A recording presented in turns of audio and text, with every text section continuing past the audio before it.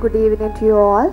Welcome you all to this seminar on Western Region Megapolis Development Plan, and this event is organized by Ceylon Institute of Builders (CIOB), and which is established in year 1961 by most illustrious group of engineers and builders in Sri Lanka. And the main sponsor of the event is Sri Lanka Technologies Private Limited. So to begin the event, I invite these people to the head table. Dr. Rohan Karunaratne, President, Ceylon Institute of Builders. Professor Chitra Vedikkara, past President, Sri Lanka Institute of Architecture. Engineer Saliya Kaluarachi, Secretary, Ceylon Institute of Builders. Mr. Lakshman Jayasekara, Project Director and Team Leader, Western Region Megapolis Development Project. Engineer Nalin D. Karunasinghe, Head of Research and Development, Sri Lanka Technologies Private Limited. Sir, I invite you all to the head table. To begin the event, I invite Mr. Lakshman Gunawardena from Ceylon Institute of Builders to deliver the welcome speech. Good evening, everybody.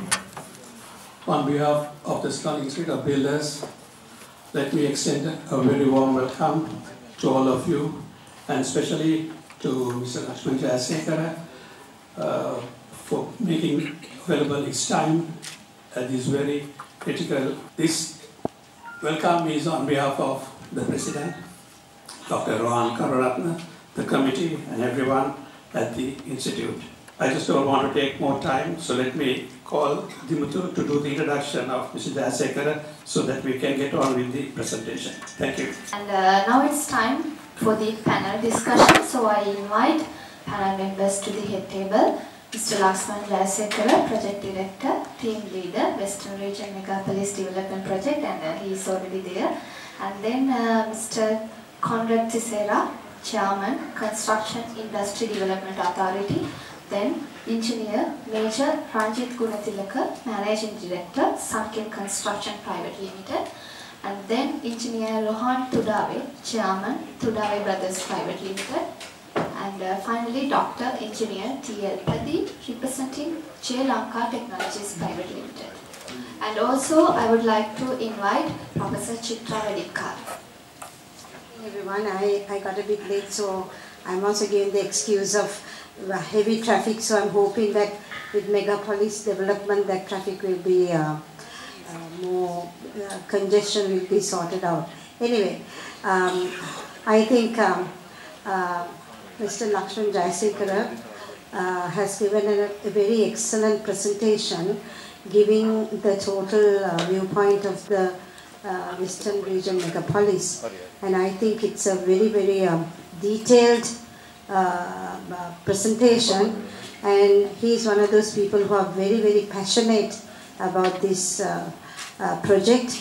And I think me being in the Procurement Commission, I'm very happy that that the procurement is going to be done in a very transparent manner. And Mr. Jayasekara, I think, have done a wonderful job. And I think there will be many questions asked from the audience regarding the procurement, because all of us are waiting actually to find out what are the projects and how we are going to do it, and who is going to fund it, and whether, I mean, as Lakshman said, it's open to the local Sri Lankan people. So I'm very happy that it's been projected 164 projects, and I think if all the 164 projects come, we in the construction industry will be really doing very well. So I will just leave it at that and ask Mr. Conrad, Engineer Conrad Tisera, who is the Chairman of CIDA, the Construction Industry Development Authority, where he will have a huge task in front of him because of the Western Province. Thank you.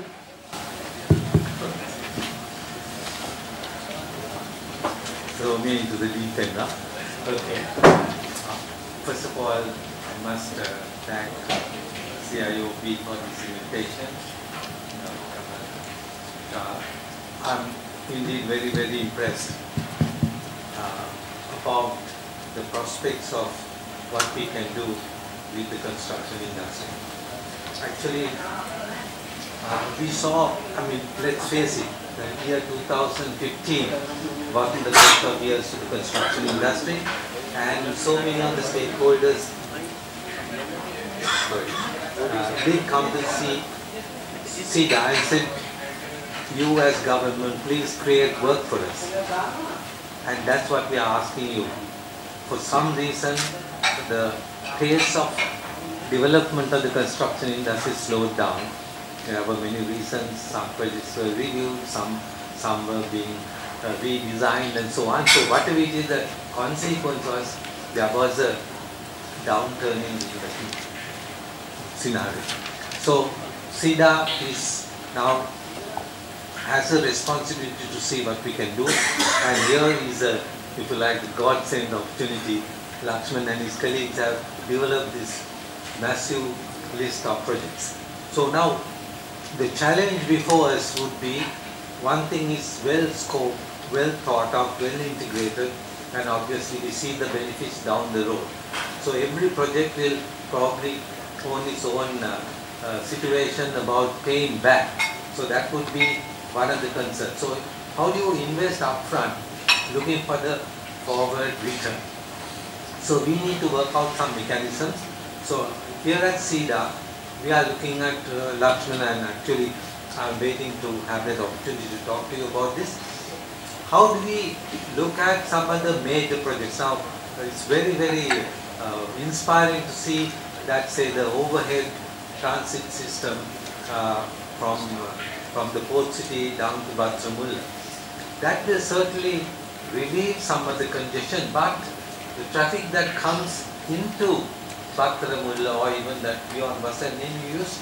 Malapal. The traffic that comes up, yes, Malapal. We don't want a traffic jam in Malapal, right? So you need to extend that beyond. So here is the core part of the investment sourced by Lakshman and his colleagues, inviting ADB, JB, or indeed now the private sector to take on that part, and we have to look at how we extend that to see, get the real benefit of that investment in relieving transport sector. So SEDA is working on a proposal. Hopefully we will be coming before you as investors to set up a public-private partnership as a special purpose facility to facilitate investment in particular projects. So when Lakshman and them put out these projects, some of those will come into our system, and they will go out for expressions of interest for investment. So for the moment, I can only contribute only that little bit to what all that was said all this time. It's very, very encouraging and inspiring. The construction industry, as Chitra was saying, will have some opportunity to once again modernize, upgrade and develop and contribute to the national economy, which is what the government will be looking at from you as a construction industry. Thank you. Would you like always like to speak few words when there's a good audience. In fact, myself and Mr. Pankaj, we were there in the SEDA board just before coming here. And there's a lot of things happening at the SEDA, which is the regulatory body, let's say, in the construction industry. At the same time, in my right hand, Lakshman is the most very capable person who I know for the last so many years as a professor. And the way that he explained and expressed the idea of megapolis, only within the western region, not the other regions here, but as a contract. I think that I can see some contractors here, and Ron also here. I think it's fair. Because so many projects will come within very, very short period. And the encouragement given, even by birth, is very much. So how it's going to be practiced is a question for the contractors. I think the most important thing is the discipline, not only in the procurement, as you said, transparent and transparent and methodical, but this 2000, the procurement guideline 2007-2000 Blue Book we had for the last 10-15 years. Why it was taken out and put in the dustbin, I don't know. So it is very difficult to practice this. That we all here and in the panel, we all responsible to practice the correct discipline in doing this. We are talking about, I'm not trying to criticize, but the discipline is the most important thing to the success. We have to put the people in the driving in the correct lanes before we go into the up and down and with all these monorails and all that. So it's the task of all the regulatory bodies like SEDA, the other regulatory bodies like RDA, all those people to put everything in correct track. Then the issue is who is going to develop this, who is going to take the construction, that's the contractors. I didn't see much contractors coming up during last few years because the construction is not a very good field, though it says they are earning millions and billions of profits. It's not the case. I don't know whether you believe it or not. It's very difficult to get professionals and also especially the skilled workers into the construction industry. Today I explained to Mr. Tissera about this because there is absolutely no unemployment problem in the construction industry, especially in the skilled workers. And very soon it will be for professionals also, whether for the very mega scale of these projects, you need a lot of professionals. And if you see, last 6 months in our organization, I always go through how many people left and why they left, for what reasons. So many people have gone overseas still, and especially even the professionals. So we'll have to look into parallelly. There are not only the construction and hard work, but also we have to see the HR of human resources of this country, how to keep them. So with all that, I think I can see a very good future, very good, very alarming future in this country. Thank you.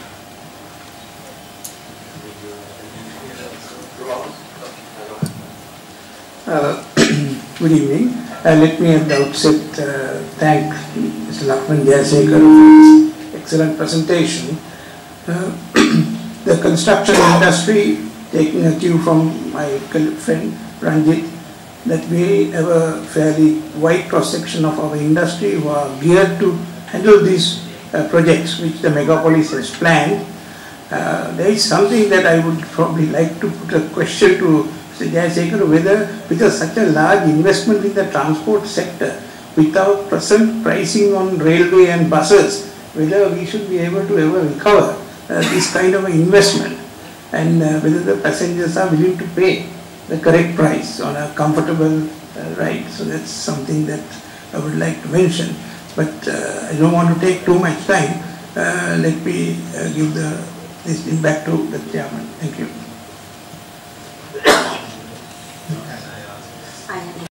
Construction, right? So whatever the institution taken the tenders and whatever the opportunities, they go along. So sometimes we are not integrated in all these institutions together. So today, basically, so I have done the one research in 2002. So apartments are coming to the Colombo. Whether you know, whether you believe or not, 40% of the apartment in Colombo they have owners but not utilized. I don't know these figures whether you believe or not. In the entire Colombo, 40% of the apartments are not utilized. They are using for the weekend entertainment, or else most of the owners are in the abroad. Right? That's what we are developing in the Colombo city. But believe me, that kind of things happen only in Sri Lanka, if you consider the Asian countries. Another thing is, for the example, infrastructure development. You have to basically think about the stormwater design and also the capacity evaluation. What I mean is the capacity evaluation is when you develop the transport, right?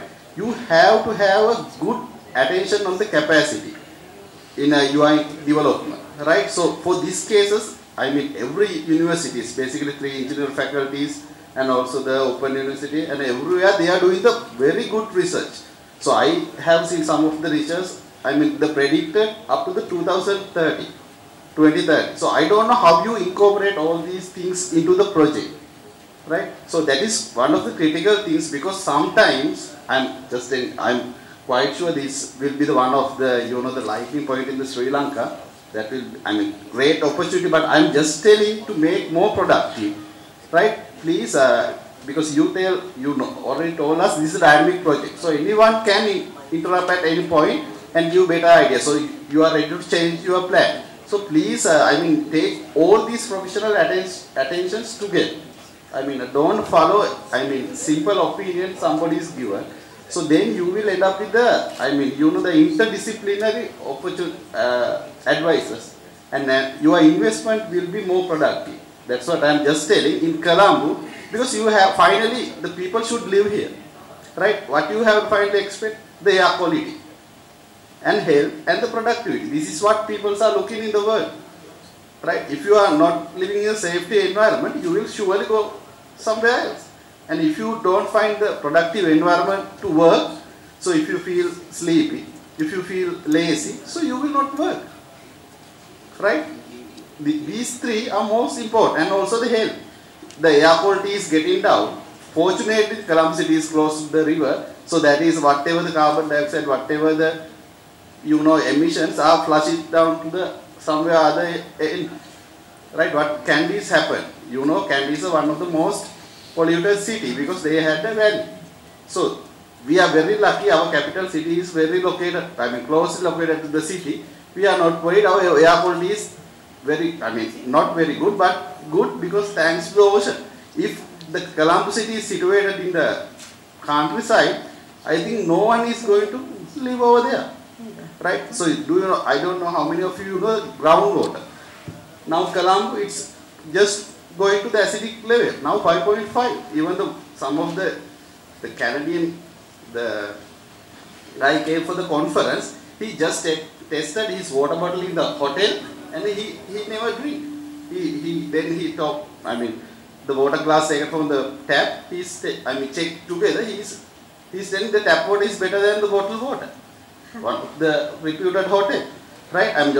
This is what he is telling in the conference. He was the keynote speaker. So this is the right now, I mean, present condition. So we have to be very careful to apply the professional, theories and practices. So what are these all planning is telling. So the research is, research components should be incorporated in the future development. I don't know how up to which extent you have been considered all these things. So once again, this is just for the comments, what I am just telling, because I have been experiencing the Colombo, I think 2 mega projects which has been recently developed, Colombo Metropolitan and also the Veerascal. That's what we ended up. So every project we can be more productive, and the efficiency wise we can develop when you are getting more opinions. Thank you very much for giving this opportunity. It was really, a nice event organized by the CIB. I have been asked to open the questions to the audience, because I think after listening to Lakshman, very productive presentation, I think the audience must be given an opportunity to ask questions. So, yes, can I get that gentleman, please? Can you identify yourself and then tell us who you are a little? Okay. My name is Dilhan Totewage. I am a committee member of the Sri Lanka Economic Association. Okay. And my question is, now when the port city, according to the impression I have got, the government is planning to surround the Colombo port with high-rise buildings. And definitely it's going to crowd out our port-related activities. You take the port city, it's adjacent to the Colombo port, and if the Colombo port wants to expand at any time, say 10 years from now or 100 years from now, the port city project is basically going to block the expansion from the southern side, and we are only going to be left with the expansion from the northern side. Then also towards the land side, I understand that the government plans to have a financial hive there, which means bank buildings and hotels are going to be adjacent to the port, and that is definitely going to crowd out the port-related activities. So, I mean, in other countries you might have industrial zones, warehouses, and in our case, it appears that the megapolis city project is planned in such a way that the port activities are getting badly damaged. That is my question. What would you say? Because there have been so many questions, you will need to answer one by one. Shall I get some few people more to answer questions and then Lakshman talks? Any other questions? Yes. My name is Gunaratna. Now we come to know there's a plan. Now we have to think about the implementation. Implementation in the time frame, a period whatsoever. The other thing is the procurement. Procurement taking always, we have very bad experience in the implementation part, any project. Then decision liability, first thing, such a large investment. Our 2006 or 2007, will it considered decision liability and the dispute resolution. The other thing is the environmental impact assessment report, because everything will be a problem, because this looks like not a brand new project. While the existing services and everything functioning, I have to implement this project. Therefore, looks like a rehabilitation project. The other thing is the value engineering considered. All these projects, any value engineering, because most of the time the designers, the consultants, they totally ignore those things. Then can somebody explain? I think this gentleman previously explained what is previous experience and problems. The implementation part is the most important, particularly the tenders. Then again the construction period. Thereafter, other financial close-up. Thank you. Can I ask past President Ranjan to say something about the consultant's role in this megapolis? Yeah. One aspect we have seen in the recent past is that the local consultants have been sidelined to a great extent, especially with the government projects and the funded projects. And also with these new developments anticipated and the capacities we have, definitely people are going to bring in outside consultants. And it has become a style today to bring an outside consultant even for a house. So right now SEDA is in the process of preparing the necessary regulatory framework to restrict that. Will the Megapolis Development Authority insist on local consultants being engaged in projects, because these are mega projects, and it is for the people of this country. So safety factors have to be looked into, and somebody has to be responsible someday. So will the authority be insisting on local consultants' involvement in all the projects? Any other question? Or you want to answer first?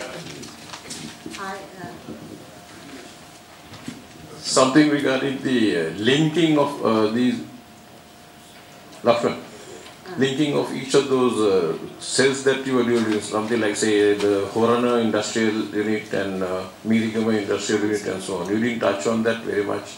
I believe the current road networks are definitely not going to be sufficient for this. So what are your plans? I suggest we start from the last question and then go backward. Yeah, very good. In fact, this is something I think you missed in your presentation. Can you explain, Venuji, the transport network very briefly? Put the transport network so we can explain. I would like to introduce Venuji, who is a AIT graduate in traffic and transport engineering. She is a civil engineer by profession and she is part of the team. And she will explain the networking of the transport system.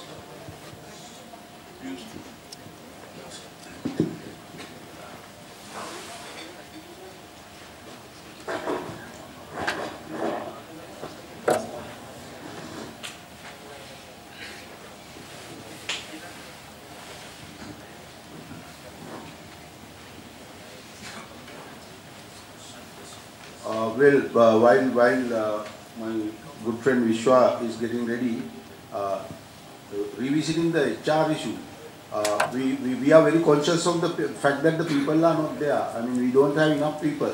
So we have set up a new system of procurement of HR with higher wages and more qualified people being brought from abroad. So three of the gentlemen and the lady that who are assisting me today presentation, one is a town planner qualified in Sri Lanka but did environmental engineering in Singapore. Other one is a town planner qualified in Sri Lanka but did urban design in UK. And Venuji is a civil engineer, as I said, qualified in AIT on the LRTs and traffic and transport. What we did was we went to the government and asked for higher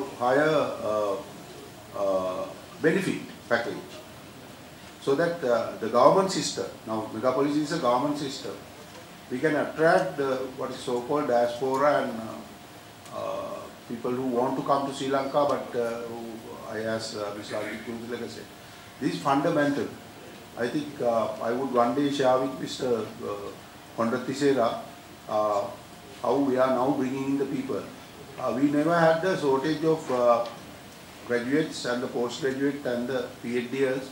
In fact, the traffic committee has 3 PhDs and about 3 MScs in engineering and 13 engineers from different departments. Now, when the department people came in, they, as usual, they want to come late and go early kind of situation. So we created the incentive system.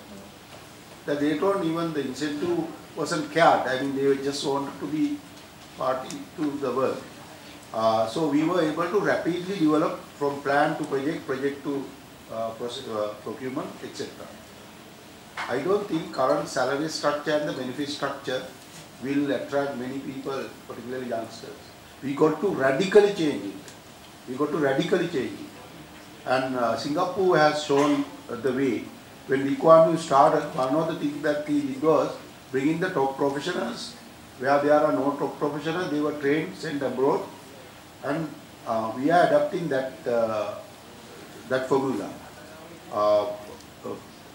Finance Ministry and the Cabinet gave us a free hand on recruitment and free hand on the benefit package. It all related to the delivery and the qualification and the commitment. And we also have a hire and fire system. We had about 50 people at the beginning, it came down to about 10, and now it is rising again.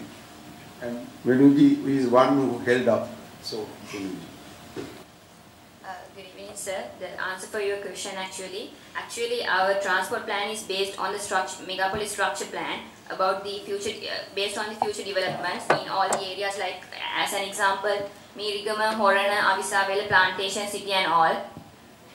When we take into consideration about the railway electrification, actually we have given the priority to the railway electrification under the public transport development. So we are catering the areas of Mirigama, Horana from the railway electrification. Actually the Kottava Horana line will be a new line which is not existing at the moment. So it will cater the Horana area, and also the Panaduru Veyangoda line, the electrification will cater the Mirigama industrial development zone.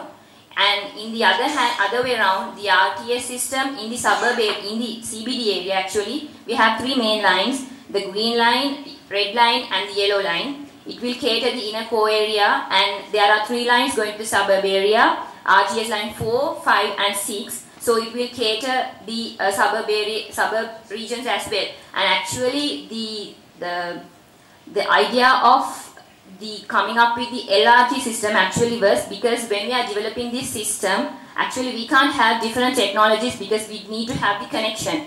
So in order to have that connection, we have to go with one technology.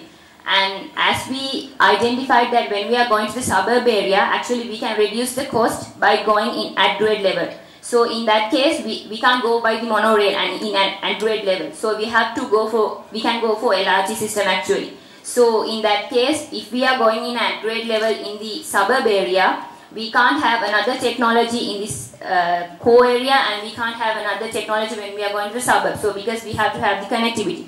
So in that case, actually we come up with the idea of the LRT. And next, actually we know that we have a good kind of north-south connectivity through the transport system, but we don't have a very good connection in the west and east direction. So we have catered that through the inland water transport system. There are 3 main lines identified in our study, that is the Vallavatta-Battaramula line, and then the shuttle service along the Berry Lake, where we can come from Fort to the Union Place, and we have to do a detailed study about the line which comes along the Kalani River, because due to the water intake from the Ambadale plantation, we can't have the motorized boats running in the river. So in a comprehensive study, like if we can allocate the solar powered or any other technologically developed method, we can accommodate that as well, because we can have more detailed feasibility studies on that. I think the question was... Yeah, but actually solar power is the powering meter, not the propulsion meter. So solar power has nothing to do with this. I mean, propulsion Electric boats or something, sir. Like, because we can't have the motorized boats anywhere in the river because of the water intake, because it will affect... solar power, you should have motors. Yeah, like I mean the electric boats or some kind of... Yeah. We want to avoid the fuel. Because our canals are polluted enough, we want to make the thing. Now I think the question Mr. Sali Kaluwaraki asked was whether we are covering Horana Meerigama through our transport system. Yes, sir. Actually from the... That map is the map that we have to put. Railway electrification. And you have a realistic time plan, like how many years to... Yes, sir. We have a draft plan, because we have like the short term, medium term, long term things, like that means about the commencement actually. The projects which can be commenced within the 6 months, coming 6 months, and then from 6 months to 3 months, and 3 to 5, and above 5. And in the railway electrification, actually, the line 1, it is the one from Panaduru to Veyangoda extent. We believe that 5 years. I mean the commencement dates, sir, because actually there are no more projects which are commencing after 5 years. Like for an example, the road pricing methods, we have to cater the demand from the public transport system in order to come up with this road pricing system. Such projects will take some time. And the... Yeah, we have a program where we divided the time scale into starting immediately and doing the things within first 6 months. Then 6 months to 1 year, 1 year to 5 years. We believe LRT, now currently we are struggling to get the soil testing going before the tender is actually awarded. So that tenderer doesn't have to go for soil testing or wait. It can happen simultaneously. Now you can't give it to one contractor. We have to have at least 6 contractors on the 6 corridors. When you explain as the 6 green line or orange line, you give each line to one contractor to do the soil condition and the basic studies. We have run the model for traffic so that data is available. We have completed the pre-feasibility. So what we are trying to do is run some of the work action parallel. I think this map that we cannot find is really the one that means to cover the entire western region. And sir, one more thing. Actually, with the development of this regional development like Meerigama and Horana, within the zones there will be some trips generating, not like the trips coming to the Colombo. We believe that there will be some more trips generating within the region, so that those will be catered by modernization of the prevailing bus system actually, because we can't cater the every part of the accessibility through these interventions like LRT or bus railway electrification, because from one node to another node, the accessibility, not only the mobility, we have to access the accessibility as well. Sorry. Sir, there is one plantation city coming in the Avisavela region. Yeah. I think you have to look at the logistics. Can I now come in on the what the gentleman said about the environmental issue and combine the answer with the logistic that was asked? Let's see. Right. See, the whole issue is the project has to be environmentally sustainable. That's why we will try to avoid the conventional technologies. We would like to bring now one glaring example is whether you want to run a ordinary boat in our canal system from Velavatta to Battaramulla, or can we have something not just modern but environmentally not disturbing in terms of the both embankment of the canal, so the canal embankments are not damaged, the oil pollution, fuel disbursement doesn't happen, and in the process some amount of water clearing can happen because of the this natural process of boats steering the water. That is the kind of technology that you all can come in with, you all can suggest. We have developed a division to every day find new technologies that are coming into the market. We are monitoring that. We have few scientists working on that, but I know there are good scientists out there. I was watching your, your presentation here.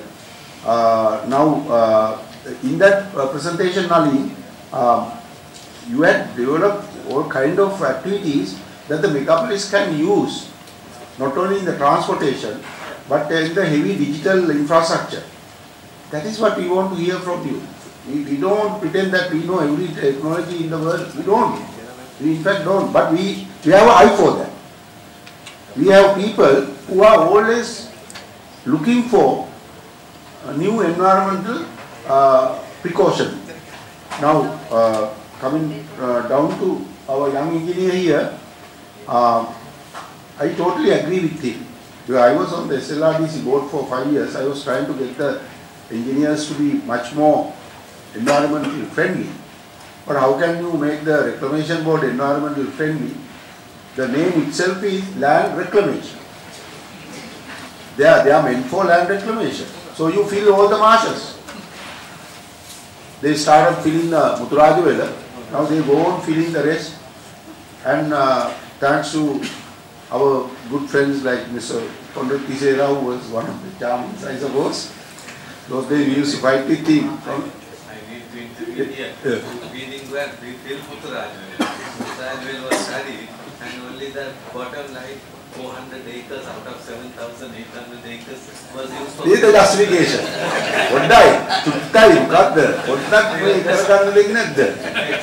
You start with that. Now, anyway, I'm not blaming you. It was fun at that time to fight heavyweight of Mr. Conrad Kisera, who was at the level of President Premadasa and all that. Anyway, nevertheless, the point of the thing is, environment is paramount importance. We cannot afford to spoil it any further. We have to return the waterways, marshy lands, and the paddy fields, even the paddy fields. We are not going to touch any one of them. We have rejected many projects. In fact, I would like to at this stage submit, this is the first copy that is coming out, new building regulation out of megapolis. In relation to the plan, we have developed a new building and planning regulation, zoning regulation, densities, etc. There we have calculated the floor area that is going to be required for the next 20 years, 30 years, 40 years. We will provide the transport accordingly. We will provide the permission, building permits accordingly. The question about the housing that you mentioned, 40% of the houses, we have to check the figures. 40% of the houses are closed in Sri Lanka, like in Colombo city. That's what you say. I don't know. I mean, I may not. I may or may not agree with the figures. We have to check. Probably your figures may be right. But the point is, the houses are not rented. See, the rental values are going up and high. People, youngsters cannot run a family. People don't get married. Why? They can't rent a house. While a nation that is keeping the houses closed. Now, these are the regulatory aspects that we are looking at. We wanted people to feel safe renting out the houses. So, those are the issues. You can now come to a place without, rather than going all over writing to newspapers, arguing about that, you can come to this place called Megapolis and get these kind of problems addressed. Where we are unable to address, we will ask you to address that. We will get you accommodation. Yes. Yeah, when you come that now, in fact, we always look at the angle of the contractor. In fact, such a big project we asked in this morning with some government very responsible authorities that present planning clearance, once you forward an application, how soon you can get the approval, because all these things, if you want to do fast track system, you can't wait after making an application for years. But I heard, I subject to any correctness, that in the future, very soon it will be coming as an act, that once you made an application to any authority, if you don't get a reply or response within 2 weeks, that is considered as approved. Am I correct?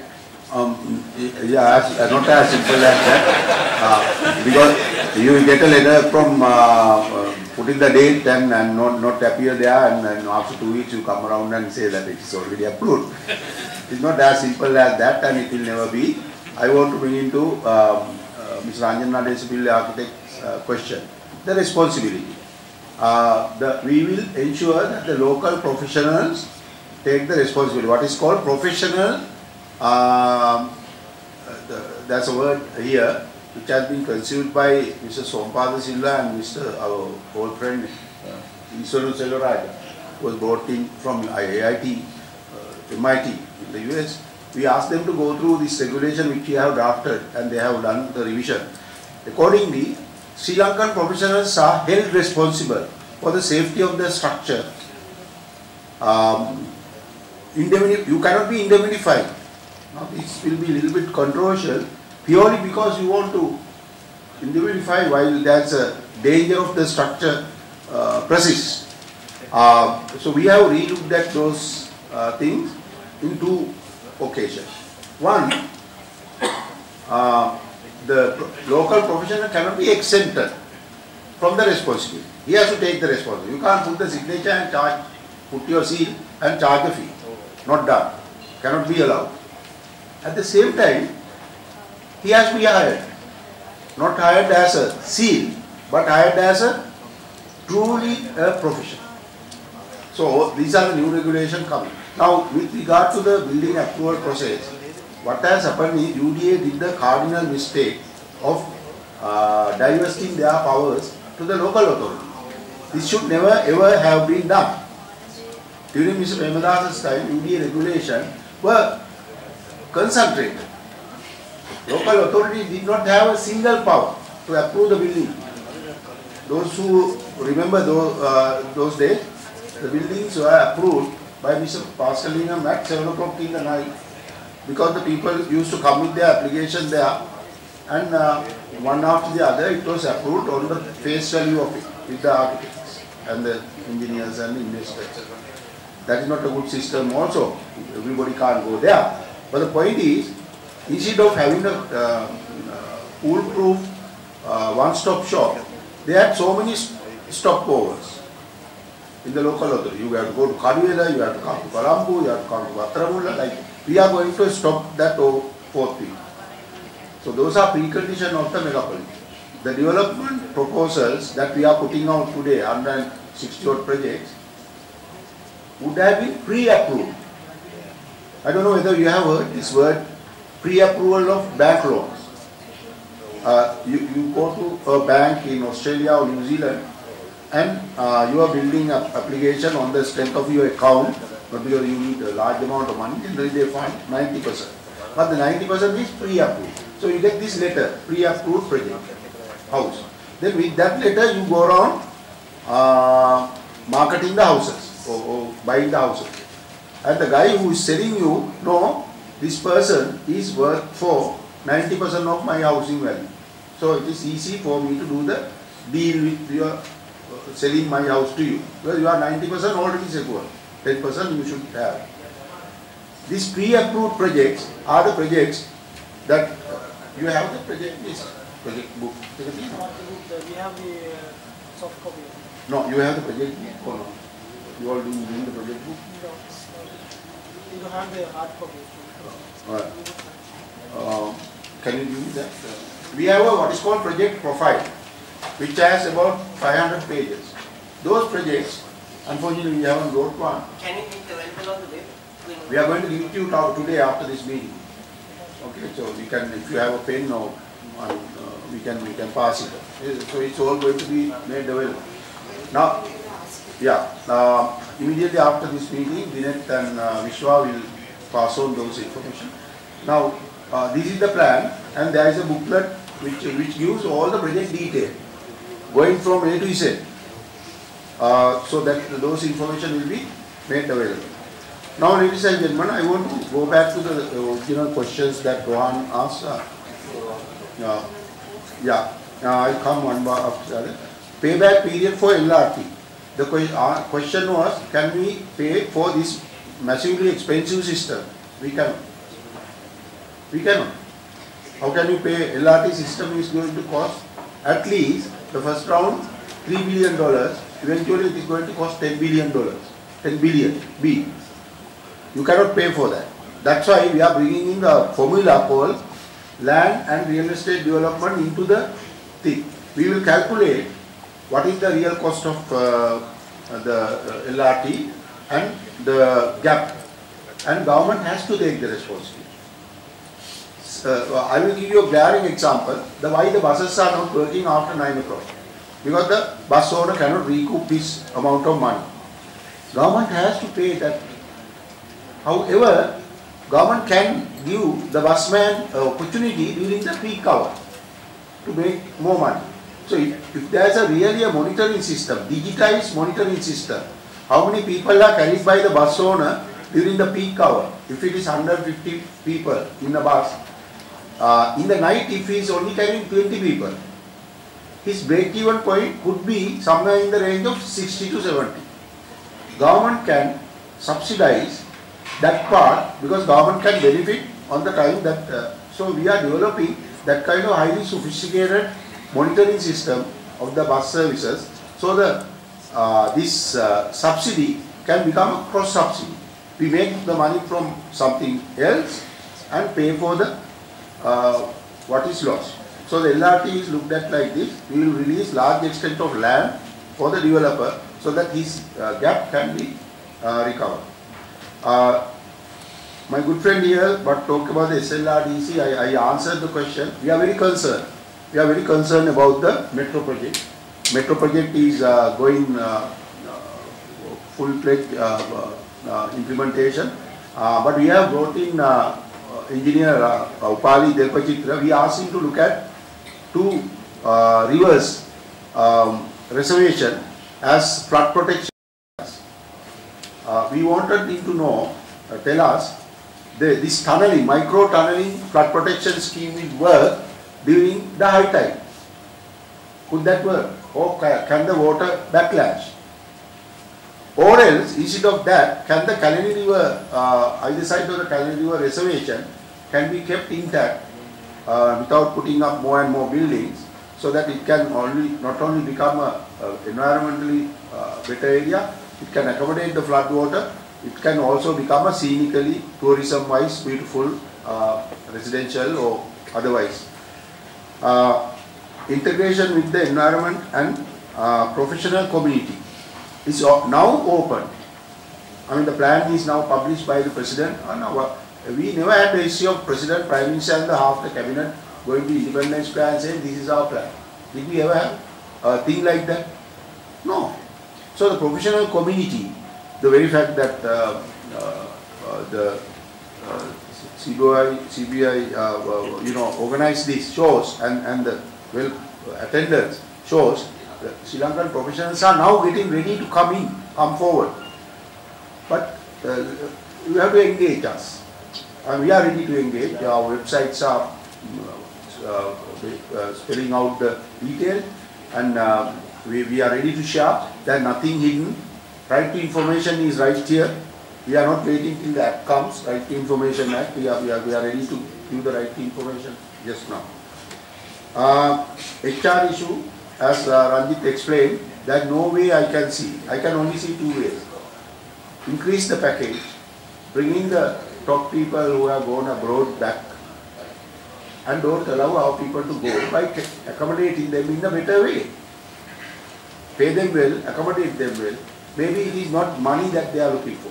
They are looking for better schools, better houses, safety, clean air.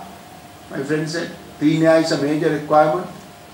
And no, but the people don't like to be back at home for sake of it. They want some tangible things. Right? Maybe, I mean, we don't have to wait till people become old. They can come and stay here because nobody is there to look after. Pardon? We need the young people held up here. Let them go for a degree or whatever, but let them come back. So we have to work on a whole heap of systems. Yes. Lakshman, the issue is this. The old people are not encouraged to come there. What has happened is today, we have said today the most cheapest thing in this country is professionals. The reason is our mothers, our fathers sit and feed these babies, and they are given a free education. And the developed countries, they encourage our boys to come there or the girls to come there, and once they become 55, 60s, they okay, you better go. This is your country. This is what is happening in this country. So it is, megapolis, when they are moving, there are certain social things also to be looked at. Absolutely. Because we do public, the education, free education, but we get back to this country. So these restrictions also must follow for to keep the professional, as you said, make their salaries double, triple, and get them good living in this country. Yeah. So all what I am saying is a main issue. It is not a simple issue. It is social issue. It's an educational issue. It's a question of the livelihood and the lifestyle. We have to change the lifestyle and the entertainment part. The many people who came for our IT sector, they said they cannot retain the IT sector unless they have safest city, the best quality of air, the best type of houses, and the transport system, and the safety and security. So we have put those things as preconditions of this plan. We told the government, you cannot have this IT city unless you have all these other things. Anyway, those are the areas where we will need further help. Gentleman asked about the port expansion, northern side. There is no way that we can now expand into the southern side. Port has been expanded sufficiently to the southern side. Only way that we can now come into is the Gulf phase. Now, between the Gulf phase and the breakwater, there is this space which Chinese company wanted to develop. They have already entered into an agreement which has now created an international tension between the two countries. Now, that has become highly political issue, and we gave our technical input. We said this is too big, too large, and it has to be smaller, if at all. And in fact, part of our team said this has to be abolished. Yeah, so this is now going to be built, not only approved, built. So that is an issue that came up which was beyond the control of the people of this country. I don't think the people had a voice in their making that decision. However, the plus side in relation to what you asked, we can develop the port towards Jal. That was there in 2003 SESMA plan. If you look at the 2003 SESMA plan, which is available with us, we can release it. So, Honorable Prime Minister and the Cabinet Committee on the Economic Affairs revisited this plan and said, you try to get this into Jayala side. So the Kalani river mouth is kept intact. You come up to Kalani river mouth, leave sufficient space, then start from the Jayala side, then link it up to the what is called the logistic corridor. At Jayala Kadana, we are now finding 1,000 acres of land in that area. Very difficult, but we will find 1,000 acres of logistic land which can be the backup. So your question, whether the port will be hindered, no way. Port will be given 1,000 acres of backup land which they don't have right now, so that their development and the ship handling can be supported by on-port trade, value-adding industry, logistical activities, etc. And our transport team is looking at whether we can use what is called bonded roads. Bonded road.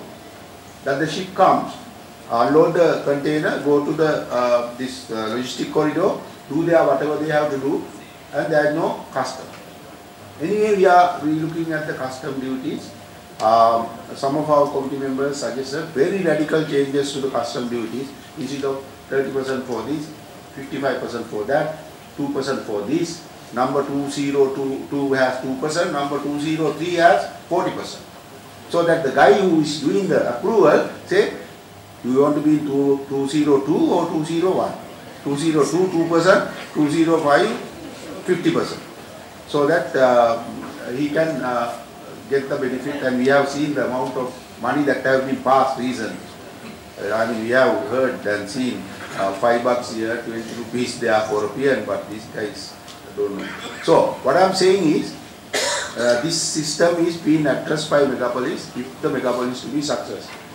Then the time frame for the construction, we have to work with you all about the time frame or what is your affordability. But I must say, we have to look at the foreign contractors. There is no way out. Some of the technologies are not with our contractors, and some of the capabilities of undertaking massive projects, like what happened during the Marvel. We brought in for the first time the British companies, and together with that there were some Sri Lankan companies leave. I wonder how would the Builders Association and the Chamber of Construction would react. We are ready to talk about it, but I am sure one way out is to bring in the foreign contractors. They will anyway come with their investment. They will anyway have to have the Sri Lankan consultants, so on and so forth. Environmental impact assessment. This is a very important question that you raised. This plan is environmentally clear. That booklet I showed you is vetted by what is called SEA, Strategic Environmental Assessment. So any project given by the Megapolis is already environmentally cleared. You don't need the IEE. It is already done. We do IEE for all the projects before it is put out. In fact, the Megapolis area is environmentally protected. It's like that free trade zone. You know, there are areas called free trade zone.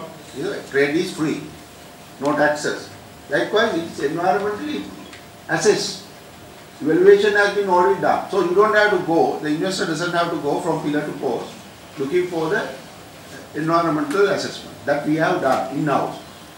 I am now going to the level, taking this regulation, whether the UDA can approve the building plans, barring the architectural features, the rest of the thing. So your footprint is approved, your height is approved, your density is approved, your zoning is approved, and whatever we can approve, we will approve before you come to us. So that the architectural features are the thing of the contention, which we have to argue and debate. The value engineering, I have no idea about what you said, sir, but I am sure people like Mr. Ajit Guntilaka and everybody has to attend to this. But I want to say you something. We established one committee presided by the chairman of the president of the Institute of Accountants and the president and the associate of the quantity surveys. We told them we cannot afford this construction cost. You all agree with me, I am sure. Tell us ways and means of bringing down the construction cost. Now they have sat for last 6 months, day and night. They have given us a now recommendation. They believe construction cost can be brought down by 30 to 40%. But they put the condition. I like to see that. Yes, you will see that. I like to see that person very soon. Yes, you will see that soon. But it's a conditional offer. There are certain conditions that the government has to meet. We cannot go on paying these exorbitant prices. Our economy cannot afford that. So we are looking at that report. We want to put that report into the Builders Association and the Contractors Association, and some of the members are present here. So the value engineering will come very handy there. Also, I want to tell you, some engineers, particularly structural engineers, over-design things for the safety reason, and they say this is the safest city, safest building. We don't accept that. No way. It has to be also value engineered, the well-managed financial package. Just because of your seal is important, you cannot do a high-cost solution. There are new solutions that we are now entertaining in the construction sector. We got to bring down the construction cost. Otherwise, Megapolis is not going to work. Construction costs at this present level, we cannot go on building. So the quantity surveys, engineers and the builders have to come together. Government may have to do certain regulatory changes, like the labor. Ranjit talked about the labor. If we don't have labor, what is the solution? We can bring in labor from the north, east. 1 second. I'm not. Is totally correct. We also like to bring the construction cost fully down. But will you believe today cube of sand is 13,000 rupees. Today the whole sector, because this Megapolis total development, one of the basic ingredients is sand. This is, no one is giving solutions. We are going pillar to post to find it. This is one example. 13,000 cube per sand, rupees per cube is in the whole region. You don't get even in India, Pakistan, Singapore, Dubai, all these countries. The price is half or 1/3 of this. This is the reason. Yeah, now the western region has the biggest resource of sand in our seas, and the SLRDC is holding the monopoly, and they are fixing the prices. And yeah, so we are going to look at that. We have these are the conditions that we put. If there is no labor, we have to bring in labor. I don't know where. Please allow us to. And the salaries of the labor has to be decided by the competitive market. And these are the conditions that we are putting to the government, and this government, I believe, has backbone to do various radical things, and they are now changing the tax structure. Nobody touched these things before, right? Everybody was taxing from the onions and the salt and the chilies. Now they are changing that. They are changing the fertilizer system, and so on and so forth. So, you see, ladies and gentlemen, we are into major changes. Megapolis is not an easy walk. It is a difficult walk, and that's why it is much more a collective community project than an individual government project. It is not going to be a government individual project. We all have to get together and work this out. Can we bring in the labor from Waterloo? You know what I mean. Can we bring down the labor cost? Can we bring down the sand price? Should we keep the SLRDC going with their sand package monopoly while keeping everybody to pay construction cost? Or should we bring it down? It's a free stuff in that sense. Okay, I just want to close this with the post-construction issues, regulation with regard to new professionals and the transport network.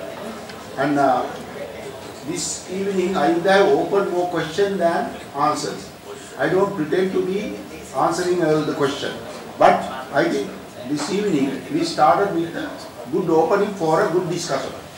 That is something that we will continue. There are a lot of contentious issues. We need your support, we need your help, we need your participation. More than anything else, we need the entrepreneurship that has been shown by our people throughout the history. To take the leaders of the industry rather than the followers.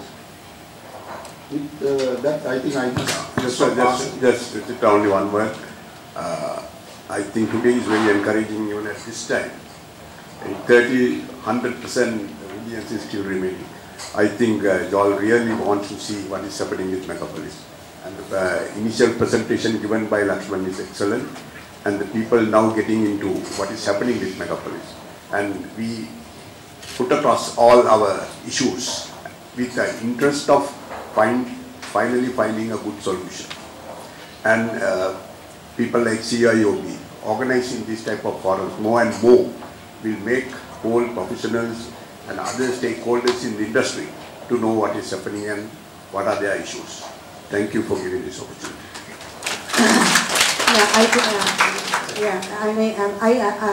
Mr. Jayasekara says that the presentations are available and the project list is available if anyone wants to has a flash drive and share it.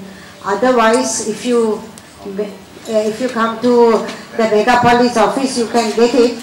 Otherwise, maybe from the CIOB, if you leave your email address at the entrance, we can, if you keep the right address, email, we can email it to as a service that the CIOB will do for the industry.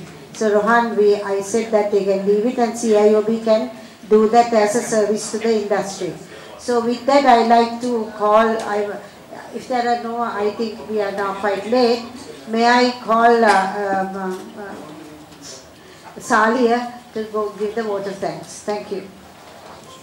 It's purely a formality. I think it's like coming down to earth from the clouds. We were really in a different world. First of all, it's for taking us to that world, Lakshman should be thanked. It's Lakshman Jayasekara. We always knew him as one of those legendary thinkers and legendary performers. And today, you really created that legend in front of our audience, which I am sure was very, very interested in listening to. And as it was said, it's the task, I think Ranjit said that, it's a task of most of these professional organizations to keep on educating and making the public and the professionals, and also particularly the decision makers in industry and commerce and in many parts of the country, to know what Megapolis plan is. It's not just a proposal for building things here and there, but it's a plan, and it's maybe a concept to change the entire way of thinking of the people in this country. I always believe that we think too small. We have to learn to think big. So thank you, Lakshman. Mr. Lakshman Jayasekara, Project Director and Team Lead of Western Region Megapolis Development Project, who was assisted by Mr. Jayasinghe with regards to the procurements. And also the panel members, Mr. Conrad Tissera, Chairman, Construction Industry Development Authority, Engineer Major Ranjit Gunadilaka, Managing Director of Sunken Construction, Engineer Rohan Tudai, Chairman of Tudai Brothers, Engineer and one who is also attached to our sponsors and the university, Dr. Engineer T.L. Pradeep, representing Jelanka Technologies as well as the university, and Professor Chitra Vedikara for assisting us in this event. And as Lakshman said, this road show, I think, is needed more and more in other parts of the country as well, and also to different audiences. And if it is possible, we will repeat this as many times as possible, because we feel that it's a responsibility of ours to educate those who really need to be educated on this Megapolis plan. If not, the plan itself won't be a success. People must get out of their mindset and start thinking big, and start thinking with the want to have a change of this nature in our country. So thank you finally to Professor Chitra Vedikara and also to Engineer Nalin D. Karunasinghe, who was here. And CIOB is very happy to have an audience of this number and this nature, and thank you very much to all of you. Lakshman says that if you want sector presentations, they can do that, like transport sector separately, like the housing sector separately, so that it can be done as a roadshow with various sectors. So, internal roadshow. yeah. Okay. Thank you. Thank you very much. Your fellowship over there. Thank you very much, ladies and gentlemen, for coming today on behalf of CIOB. Thank you.